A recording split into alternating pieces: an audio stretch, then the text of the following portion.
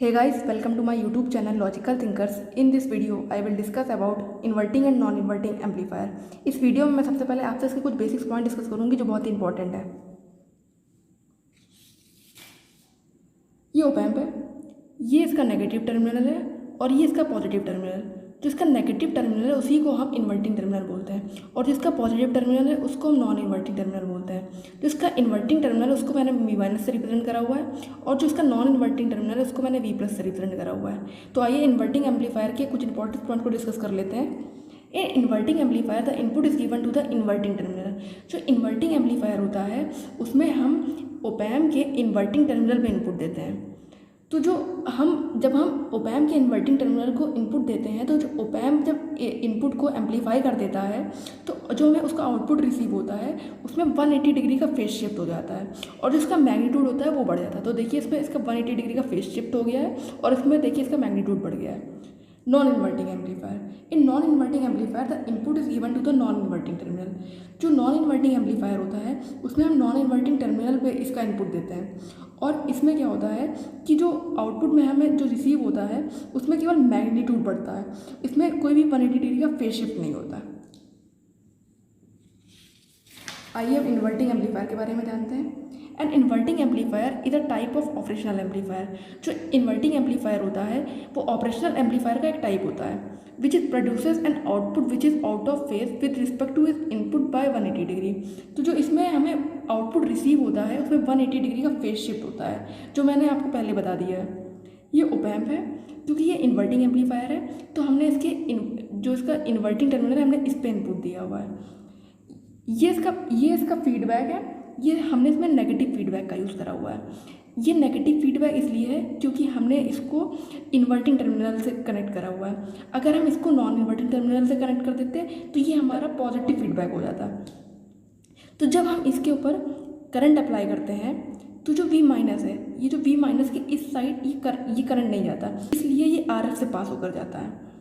तो जब हम इसका अगर हम इसके ऊपर KCL अप्लाई करें तो जो I1 की वैल्यू है वो IF के बराबर हो जाएगी। तो हो जाएगी I1 इक्वल टू IF। तो I1 की वैल्यू क्या हो जाएगी V in minus V minus minus V minus upon में R1, ठीक है, is equal to V minus minus V naught upon में RF, ठीक है। अब हमने इसके ऊपर वर्चुअल ग्राउंड की कॉन्सेप्ट अप्लाई कर दिया।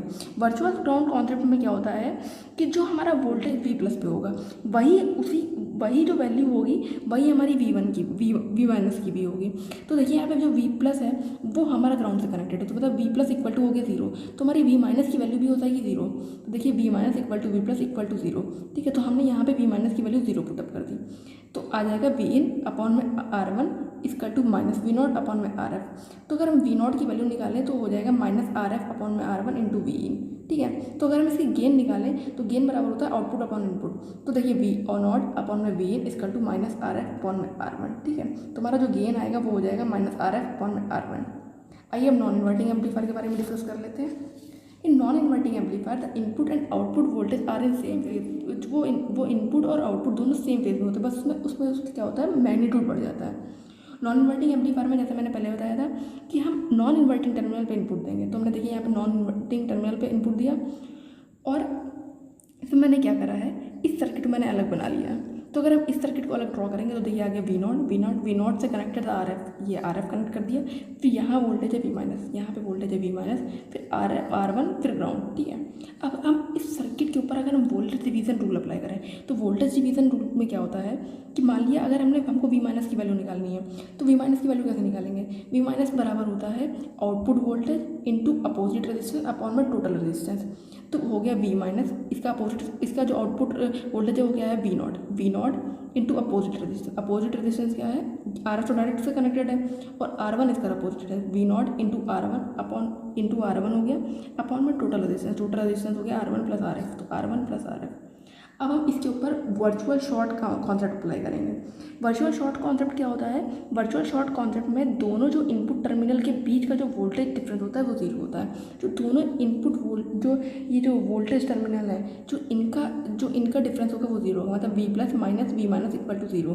तो मतलब इक्वल टू 0 मतलब V प्लस की वैल्यू हो जाएगी वी माइनस के बराबर। तो हो गई वी प्लस की वैल्यू वी माइनस के बराबर। तो हमने वी माइनस की जगह वी प्लस पुट कर दिया, तो हो गया वी प्लस बराबर हो जाएगा R1 अपॉन में R1 plus RF into V naught. ठीक है, तो अगर हम इसको क्रॉस मल्टीप्लाई करेंगे तो हो जाएगा वी नॉट अपॉन में V plus equal to R1 plus RF upon में R1।